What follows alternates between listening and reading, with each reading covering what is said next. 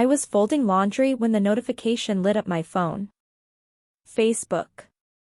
My cousin's album. Paris 2024, family trip. 99 photos. My mom. My dad. My brother and his wife. My aunt. My uncle. All 4 cousins. Even my grandmother who couldn't travel anymore. The Eiffel Tower behind them. Croissants on cafe tables. Wine glasses raised. I scrolled through every single one. Not one text. Not one call. Not one, wish you were here. Just my mom's voice a week earlier, we had to cancel, honey. Money's too tight this year. I believed her. Part 1. I stared at that album for 20 minutes. My hands stopped moving. The laundry sat half-folded on my bed. There was my mom in a beret, laughing outside the Louvre. My dad holding a baguette like a sword. My brother's kids feeding pigeons in front of Notre Dame. Dinner at some bistro with candles and white tablecloths. A river cruise at sunset. The caption on the group photo said, "Best family trip ever." So grateful we could all make this happen. All. I wasn't angry. That's the strange part. I just sat there feeling like I'd misunderstood something fundamental about my life. 3 weeks earlier, my mom called. She was crying.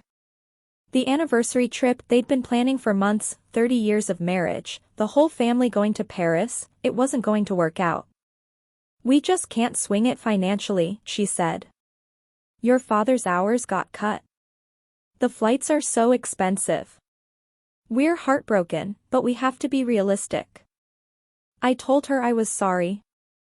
I asked if I could help. She said no, it was too much, they'd celebrate at home instead. I believed every word. I even sent flowers to their house with a card that said, "Happy 30th, Paris will still be there." Now I was looking at my mom wearing sunglasses in front of the Arc de Triomphe. Posted 4 hours ago. Liked by 63 people. I scrolled back through the timeline. The trip happened last week. While I was working double shifts at the clinic. While I was picking up groceries for my grandmother, who apparently wasn't too frail to fly international after all. I checked the comments. So beautiful. You all look amazing. What a blessing to have the whole family together. I recognized most of the names. Neighbors. Church friends. People who'd known me since I was 7. Not one of them thought it was weird I wasn't there. I put my phone face down and finished folding. My apartment was quiet. It was always quiet. I lived 30 minutes from my parents' house, but I hadn't seen them in 2 months. I was always working. They were always busy. Now I knew what they'd been busy with. Planning a family trip. Booking flights. Packing suitcases. Taking 99 photos. Just not with me. I didn't call. I didn't comment. I didn't text my brother or my cousins or anyone in those pictures. I just saved the album link in my notes app and went to work the next morning like nothing happened. But at dinner that night, I sat alone in my kitchen and realized something I'd been avoiding for years. I wasn't forgotten. I was excluded. There's a difference. Forgotten means they didn't think of you. Excluded means they did, and chose not to include you anyway. My mom had looked me in the eye, cried about money problems, and then boarded a plane to Paris with everyone except me. That takes planning. I didn't sleep much that week. I kept opening the album. I studied the photos like evidence. Trying to find the moment they decided. Trying to understand what I'd done, or hadn't done, to make this make sense. But there was no answer in those pictures. Just my family. Smiling. Together. Without me. Part 2. I started noticing things I'd ignored before. The group text thread I wasn't in. I found out about it by accident when my brother mentioned the Paris planning chat during a phone call in March. He stopped mid-sentence. Changed the subject fast. I didn't ask. The birthday dinner last year where everyone showed up an hour early, except me. I arrived at 7 like the invitation said. They were already finishing dessert. My mom said there'd been a miscommunication. But everyone else got the updated time. The Christmas photo they used for their card. Professional shoot. Everyone coordinated in cream and navy. I saw it posted online before I ever got one in the mail. I wasn't invited to the session. My mom said later they didn't want to bother me because I'd been busy with work. I had been busy. I was always busy. Because no one ever invited me to not be. 3 years ago, my aunt had a health scare. Emergency surgery. The whole family camped out in the hospital waiting room for 6 hours. I found out 2 days later when it was already over. My mom said she didn't want to worry me. But she'd called my brother. And my cousins. And apparently my grandmother who lived 2 states away. I used to think I was just peripheral. The youngest. The one still figuring life out while everyone else had families and mortgages and real problems. Now I saw it differently.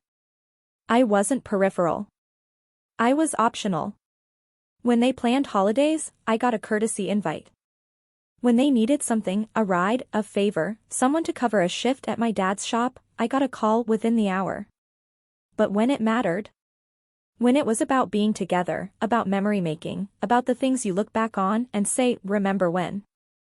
I wasn't in the room where it happened. And no one thought that was strange. I went to my parents' house that Sunday. It was my mom's routine, family dinner, once a month, whenever everyone's free. Except it used to be every week before I moved out. Now it was whenever they remembered to tell me. The house smelled like roast chicken. My mom hugged me at the door, same as always. My dad asked about work. My brother and his wife were running late. I sat at the table. The same table I'd eaten at for 18 years. And I looked at them, really looked, and saw people who loved me in theory but didn't think of me in practice. My mom showed me photos from Paris on her iPad. Every single one. She narrated like a tour guide. The food, the museums, the hotel with the balcony view. I smiled. I asked questions. I said it looked amazing. She never once apologized. Never explained. Never seemed to realize what she was showing me. Proof that I didn't matter enough to include. Or even to lie too convincingly. Halfway through dessert, my brother arrived. He saw the iPad still open and laughed. Mom, you're gonna make her jealous. My mom waved him off. Oh, she's fine. Aren't you, honey? I nodded. Besides, she added, it was a family thing. Adults only. You understand. Adults only. I was 29 years old. I drove home in silence. I didn't cry. I didn't break down. I just filed it away with everything else. I wasn't hurt anymore. I was done. 2 weeks later, my mom texted. Hey, sweetie, can you help me with something? I stared at the message for a full minute before opening it. She needed a loan. $3,000. Her car needed major repairs, transmission, something expensive, and they were stretched thin after some unexpected expenses. She didn't say Paris. But I knew. I know it's a lot, she wrote. But you're so good with money, and we're really in a bind. We'll pay you back by Christmas. I promise. I read it twice. Then I looked at my bank account. I had the money. I'd been saving for years. Living in a small apartment, skipping vacations, working extra shifts. I could afford to help. I just didn't want to. Not because I was petty. Not because I wanted revenge. Because somewhere in the last 2 weeks, something inside me had quietly closed. I typed back, I can't. Just that. 2 words. She called within 5 minutes. I didn't answer. She called again an hour later. Then my dad called. Then my brother. I let them all go to voicemail. My mom's voicemail was 7 minutes long. She was crying. She said she didn't understand. She said I'd always been so generous, so dependable. She said family helps family. She said she was disappointed. I deleted it without listening to the end. My brother's text came next. Seriously? You can't help mom and dad? After everything they've done for you? I turned my phone face down and made dinner. I wasn't angry. I wasn't even hurt anymore. I was just finished. That night, I went through my phone. I muted the family group chat. I turned off notifications for my mom, my dad, my brother. I didn't block anyone. I didn't make a scene. I just stopped being available. The calls kept coming for 3 days. Then they slowed. Then they stopped. No one drove to my apartment. No one showed up at my work. No one tried to see me in person. They wanted my money. Not my presence. When I didn't give them what they wanted, I stopped being worth the effort. That told me everything. 3 weeks later, my mom posted on Facebook about how hard life was. How unexpected expenses could derail everything. How you find out who really cares when times get tough. 47 people commented with prayers and heart emojis. I didn't react. I didn't comment. I just screenshotted it and saved it in the same folder as the Paris album. Evidence. Not for anyone else. Just for me. So I'd never forget what I'd spent 29 years trying not to see. Part 4. 3 months passed. I didn't reach out. Neither did they. Thanksgiving came and went. I worked a double shift at the clinic and ate takeout on my couch. My phone stayed silent all day. Christmas was the same. I bought myself a gift. I watched movies. I slept in. No one called. I wasn't surprised. Just confirmed. Then, in January, my cousin reached out. The one who posted the Paris album. Hey, we're doing a family reunion in March. At your parents' place. Everyone's coming. We'd love to see you. I read it 3 times. Then I replied, I'll check my schedule. I never checked. I never responded again. 2 weeks later, my brother called from an unknown number. I answered by accident. You're really doing this, he said. No hello. Just accusation. Doing what? I asked. Cutting us off. Punishing mom and dad because they couldn't give you money for one thing. I almost laughed. He genuinely believed that's what this was about.